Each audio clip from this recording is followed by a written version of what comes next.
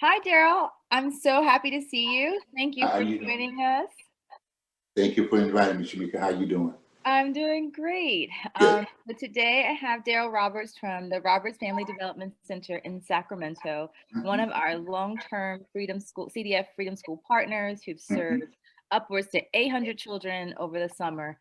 Good. Derrell, I just am so impressed by the work that you've been able to do with young people over the years, your commitment to community, to ensuring that children have safe, loving places to play and grow and learn and be nurtured has been so critical. And even more critical this past year when you had to really pivot your Freedom Schools to a virtual center.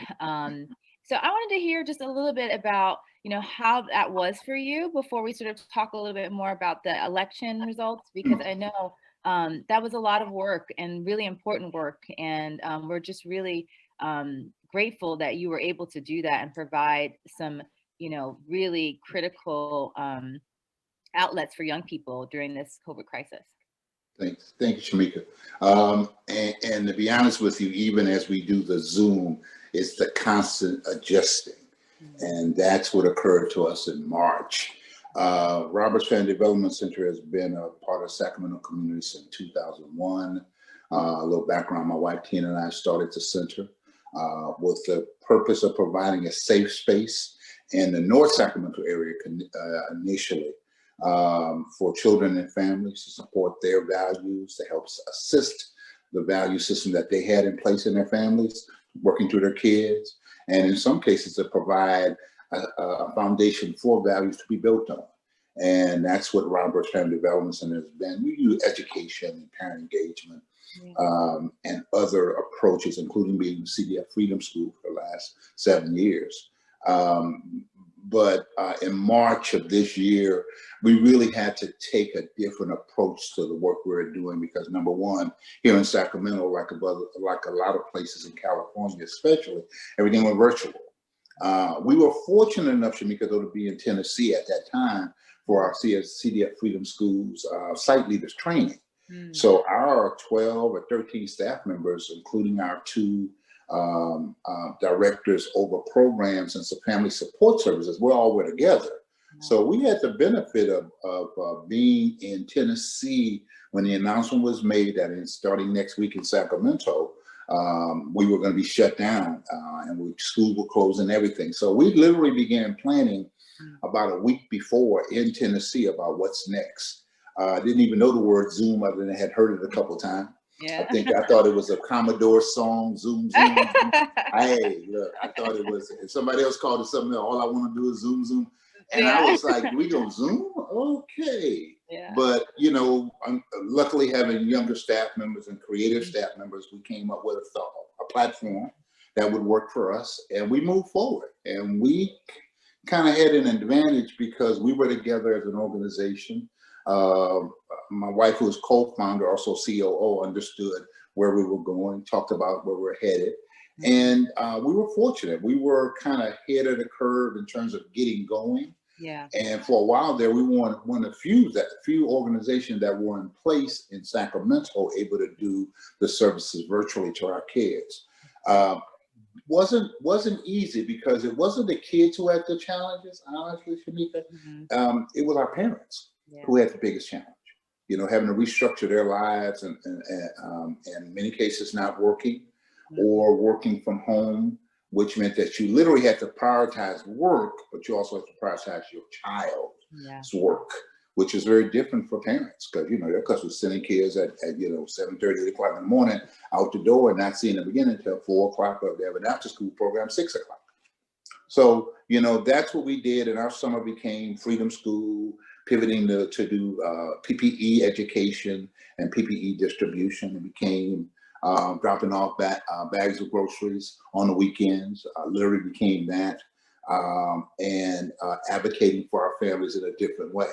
And attending meetings virtually that we attended normally in person, going to board hearings and city council meetings virtually that we advocated for in person. Wasn't easy for us, so we understood how difficult it was for our parents. And I think for me, that's been been the part that I recognize the challenge for parents that we serve.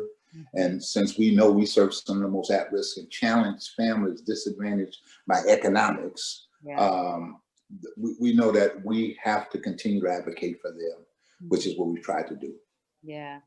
Well, I'm so grateful. And I think that, we've been able to have this partnership through Freedom Schools, but also to help inform advocacy, being able to come and talk to parents about Medicaid and enrollment and SNAP. And I think it's just been really beautiful that we've been able to marry like how to have that approach where we're hearing directly from families what their challenges are and the parents, and being able to then really advocate at the state level and even the federal level to have the resources that we know they so desperately need, because the infrastructure hasn't been there to support families all along, right?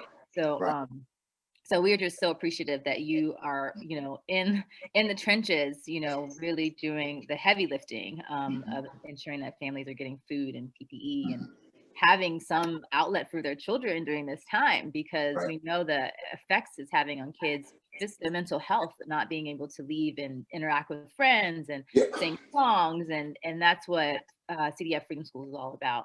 But I wanted to get your thoughts on the election. So, it was a long process, even up until, last week. I think we confirmed that we have a new administration coming into Washington. We even have new leadership across the state and many municipalities. What is your reaction to the results, and how do you think the impact will be on children? Of course, nationally, a new administration probably means in some ways an ally to talk about the issues that we know of importance for our kids and families. I think CDF has probably been closer aligned to the Joe Bidens of the world than they have been with the Donald Trumps of the world. So I'll just leave that right there and say nationally, that's what I see, the ability to have access to those offices now that maybe we didn't have before, because folks didn't always understand the plight of those who are not like them. And that's just how I look at that policy discussion. And it'll be interesting for us to figure out, will people be willing to look at, now that we see the bare naked truth, because COVID has exposed a lot of places where we really have been talking about, and CDF has been a leading proponent, bringing up these issues, but now people will see how difficult it is for families financially, and how long the food lines are now that other people are in them. Because at one point it was only those people who went to the food lines, but now a lot of folks are. When you have millions and millions and millions of people who now are lining up in food lines at food banks who never once did that in the past, we recognize that there are really some challenges nationally that we have to address. Statewide, a little disappointed. I want to be truthful. Many of the propositions that I supported around equity, around bringing equality in places where it does not exist today, didn't win. So from a funding standpoint, we won't have the injection of new dollars we were hoping for. On a policy standpoint, I'm not sure. There's no real wins, in my opinion, at the state level that I can look at. The personalities are pretty much for Sacramento area stayed the same. In terms of the same people being reelected again, which is bode well for, like a region like Sacramento when you have Kevin McCarty, who's your assemblyman. But you recognize that, again, he's one voice a minute at the state level. Locally, our city is changing. Politically, I think it could be exciting and to an advantage locally in Sacramento. But I think we got to get through the realities of what's the agenda and what should we be working on, and not get bogged down in bickering about who's progressive, who's not, who's liberal and who's not, because that discussion has a tendency to stop you from doing what needs to be done. And our kids are the ones who suffer, and our families are the ones who suffer in those days. So locally, I'm hoping we get to a point we talk about what the issues are and work on the issues, and not talk about how we get there. But this is the issue. Let's go ahead and make it happen. So for me, the election was the normal exercise of being involved, stating my opinion, accepting the wins and the losses, and moving on to do the daily work that we always do. And I was doing this work the day after Donald Trump was elected. So it doesn't matter, wouldn't matter to me who was in that White House, but it's just nice to know that there's somebody maybe there who the national leaders can have conversation with. Yeah, no, I think, thank you for being so honest about some of the losses. I know schools and community first, you know, we really, I think, are going to continue need to push back in terms of, you know, where we are and what revenue investments we need for people in our state. And, you know, especially now as we're on the edge, you know, we're at the precipice of another lockdown. So we know what that means economically to our families and the workers. So let's end on a hopeful note. What's really important about your work going forward, and what call to action do you have for us, those of us who are working alongside you to really support children going forward this year?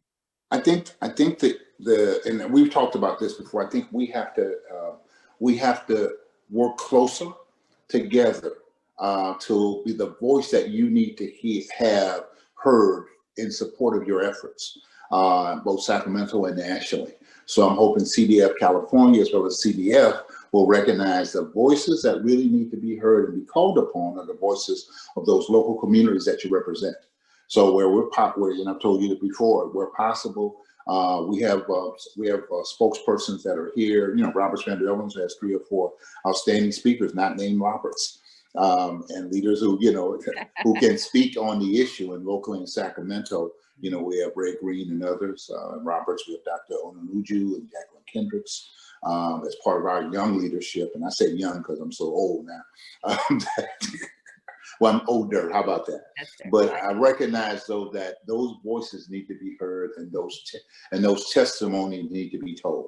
And the testimony of work for us will continue with us working with our families, both to address the inequities that are in place, but also to remind our parents of the ability of personal fortitude, the ability of personal advocacy, the ability they have to personally be their child's teacher.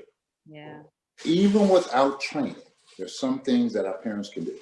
And if it's nothing more than kiss a baby on the top of her head, or hug her, or hug him, or high five them when they are reading in the classroom by Zoom, or paying attention long enough that they know you're paying attention versus doing all the other things that come along with living, that'll help. And I think some of it is that until we get back to our classroom.